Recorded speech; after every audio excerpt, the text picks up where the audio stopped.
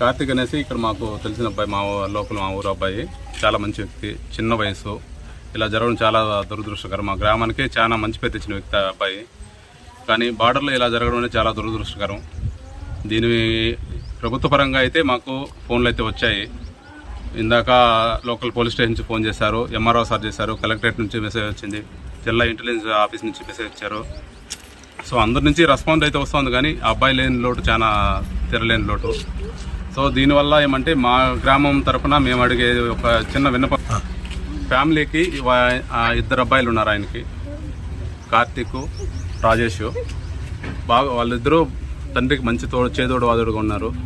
ఇటీవలే ఈ ఇంట్లో ఇంతకుముందు కూడా ఒక డెత్ జరిగింది. అది కోలుకోకముందే మళ్ళీ సెకండ్ టైం మళ్ళీ ఇది జరగడం చాలా పెద్ద, ఈ ఫ్యామిలీకి చాలా పెద్ద నష్టం జరిగింది. కాబట్టి ఇంకా పోషించే కుమారుడు స్థానికంగా ఇబ్బంది పడినాడు కాబట్టి ఇదో జరిగింది.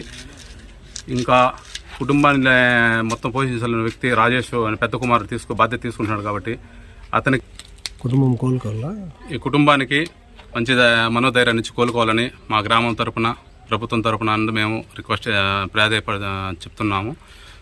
దాంతోపాటు అలాగే కుటుంబానికి ఆర్థిక పరంగా ఎటువంటి ఇబ్బందులు లేకుండా అన్నీ సెటిల్ చేసుకోవాలంటే ఆ ఫ్యామిలీకి మరొక సపోర్ట్ కావాలి. కాబట్టి దానికి గవర్నమెంట్ నుంచి కావచ్చు, ప్రభుత్వ పరంగా ఏదైనా ఒక ప్రభుత్వ ఉద్యోగం ఆ పెద్ద అబ్బాయికి ఇప్పించి వాళ్ళని కొంచెం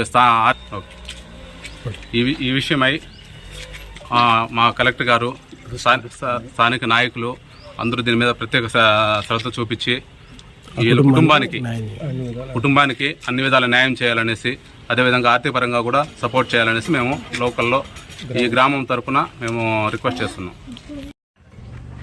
నా పేరు హరి. అబ్బాయి కార్తీక్ అనే అబ్బాయి చిన్నప్పటి నుంచి మేమంతా కలిసి పెరిగాము.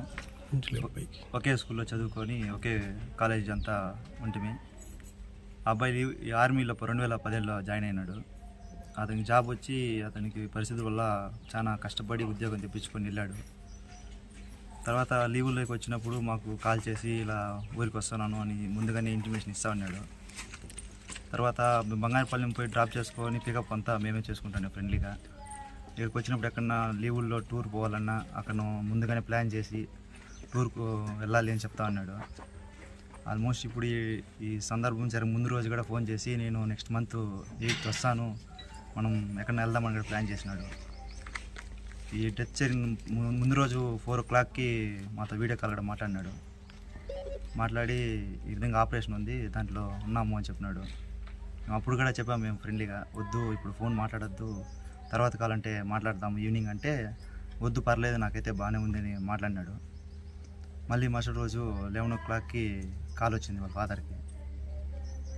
తర్వాత అప్పుడు గాయాలతో ఉన్నాడని మాత్రమే చెప్పారు. తర్వాత 3 o'clock చేసి డెత్ అయ్యారని చెప్పాడు. అతను ఊరికి వచ్చినప్పుడల్లా దీని గురించి, ఆర్మీ గురించి చాలా ఎక్కువ పొగడతా బాగున్నాడు.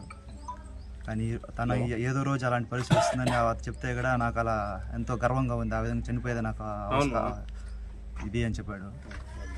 నేను అప్పుడు కూడా వాడిని అలా ఎందుకు అంత రిస్క్ చేస్తున్నావు అంటే, నేను మామూలుగా చనిపోయేదానికి నేను డ్యూటీలో ఉన్నప్పుడు చనిపోతే నాకు ఎంత గర్వంగా ఉంటుంది అని కూడా చెప్పాడు. ఇది నాకు ఎవరికి రాదు, నాకు వస్తే అట్లాంటిది చావే కావాలి అలాంటిదని అన్నాడు. ఈరోజు అనుకోకుండా అతనికి అలాంటి పరిస్థితి వచ్చింది. ఇది మాకు చాలా బాధాకరంగా ఉంది. మా ఫ్రెండ్స్, వాళ్ళ ఫ్యామిలీ అంతా, మా విలేజ్ అంతా బాధపడతాను. చాలా కన్నీటి బాధలతో ఉంటుంది. అయితే నిన్న 12 గంటలకు ఫోన్ చేసినారు సార్. 12 గంటలకు ఫోన్ చేసి ఈ మాటతో మీరు వద్దరాజులేనని అడిగినారు, కార్తీక్ వాళ్ళ నాయన అడిగినారు. కానీ అన్న రాంగ్ నెంబర్ అనేసి నేను ఎవరు అటెండ్ని మళ్ళీ ఈ మాటతో కార్తీక్ వాళ్ళ నాయన అటంటే అమ్మ అని చెప్పి మిలిటరీ అన్నాక అవునటంటే, సరే మీ అబ్బాయికి బుల్లెట్ పోయింది, కొంచెం సీరియస్గా ఉన్నాడు, హాస్పిటల్లో ఉన్నాడు అని అన్నారు. సరే నేను మళ్ళీ కొంచెం ఎట్ సార్ నేను అడిగితే ఏం చెప్పాలి కట్ చేసా, మళ్ళీ కొంచెం తాలి 3 గంటలకు పూసిందని చేసినాడు సార్. ఇప్పుడు మా అబ్బాయి ఒకరు ఉన్నాడు, వానికి ఏదైనా చేస్తే బాగుంటుందని ఆలోచిస్తాను సార్. అది ఎప్పుడు వస్తుంది అనేది ఇంకా గుర్తు తెలియదు, ఇంకా మళ్ళీ చెప్తామంటా ఉన్నారు. ఏ టైం అనేది ఇంకా తెలియలేదు. అధికారులు కూడా ఎవరు నాకైతే చేయనారు. ఎంఆర్ఓ సార్ చేశారు, ఎంఆర్ చేసినారు, స్థానిక పోలీస్ స్టేషన్ నుంచి ఫోన్, స్థానిక పోలీస్ స్టేషన్ నుంచి చేసినారు, జిల్లా ఆఫీస్ నుంచి కూడా, విజిలెన్స్ ఆఫీస్ నుంచి. జిల్లా ఆఫీసర్ చేసినారు, అందరూ చేసినారు సార్.